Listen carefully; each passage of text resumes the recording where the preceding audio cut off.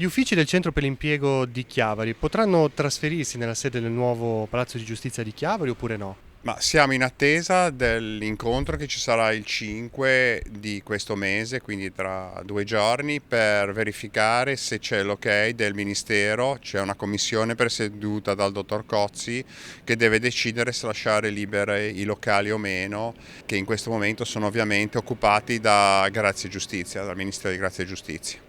I locali che si trovano nella zona di Corso Millo sono idonei ad ospitare il Centro per l'Impiego?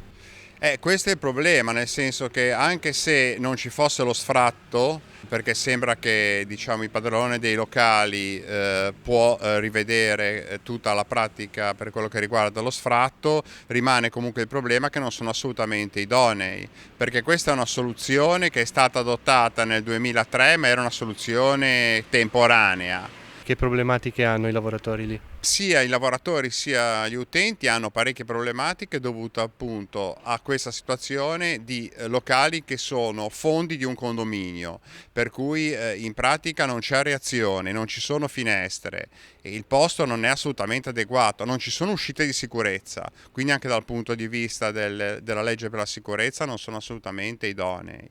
Quindi se si dovesse andare al tribunale bene, se si dovesse rimanere lì almeno mettere in sicurezza. Almeno mettere in sicurezza, oppure la cosa migliore sarebbe trovare altri locali. Chiavari è un po' più baricentrico rispetto anche a tutte le valli interne, Val Fontana Buona, Val Graveglia, però insomma diciamo che c'è anche Rapallo, c'è anche Sestri, c'è anche Lavagna, vediamo se si riesce a trovare altri locali.